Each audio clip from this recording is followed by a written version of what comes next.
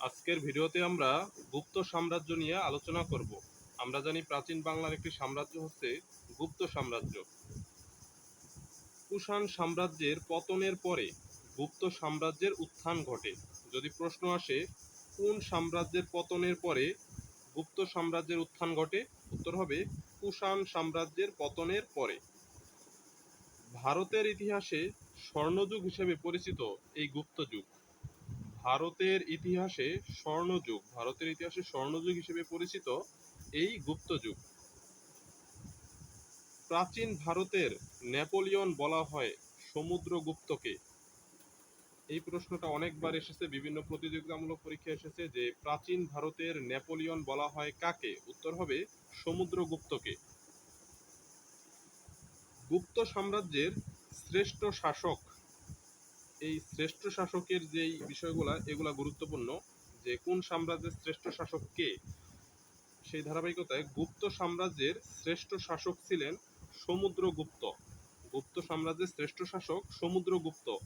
তাকেই প্রাচীন ভারতের নেপোলিয়ন বলা হয়। গুপ্ত যুগে পঞ্চম শতকে প্রতিষ্ঠিত হয় পৃথিবীর প্রাচীনতম বিশ্ববিদ্যালয়, যার নাম হচ্ছে নালন্দা বিশ্ববিদ্যালয়। এখানে দুইটা প্রশ্ন, পৃথিবীর প্রাচীনতম বিশ্ববিদ্যালয় কোনটি? বর্তমানে দেখা যায় অনেক পরীক্ষায় এই প্রশ্নটা এসে থাকে যে পৃথিবীর প্রাচীনতম বিশ্ববিদ্যালয় কোনটি, উত্তর হবে নালন্দা বিশ্ববিদ্যালয়। এবং এটা সেই গুপ্ত যুগে প্রতিষ্ঠিত হয় এবং এটা পঞ্চম শতকে প্রতিষ্ঠিত হয়। অজান্তার গুহাচিত্র অঙ্কিত হয় গুপ্ত যুগে। দ্বিতীয় চন্দ্রগুপ্তের সভাকবি ছিলেন কে? দ্বিতীয় চন্দ্রগুপ্তের সভাকবি ছিলেন মহাকবি কালিদাস। মহাকবি কালিদাস ছিলেন দ্বিতীয় চন্দ্রগুপ্তের সভাকবি মহাকবি কালিদাস।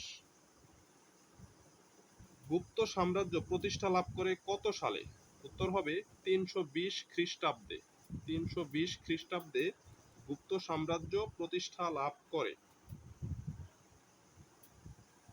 গুপ্ত বংশের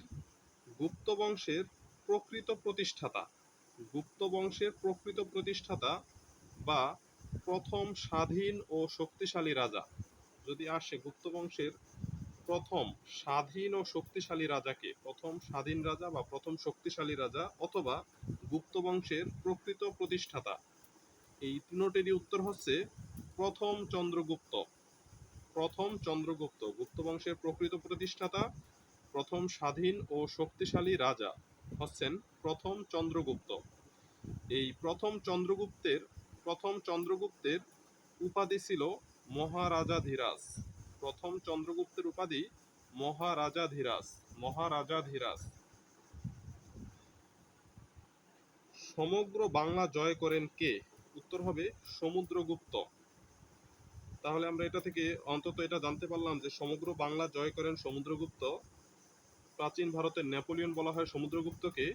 গুপ্ত সাম্রাজ্যের শ্রেষ্ঠ শাসক বলা হয়েও সমুদ্রগুপ্তকে। সমগ্র বাংলা জয় করেন সমুদ্রগুপ্ত। এরপরে প্রশ্ন, ফা হিয়েন ভারতে আসেন কার আমলে? ফা হিয়েন ভারতে আসেন দ্বিতীয় চন্দ্রগুপ্তের আমলে। গুপ্ত যুগের পতন হয় যাযাবর জাতি হুনদের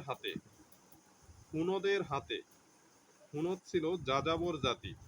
তাহলে এই গুপ্ত যুগের পতন হয় যাযাবর জাতি হুনদের হাতে। কার হাতে? হুনদের হাতে।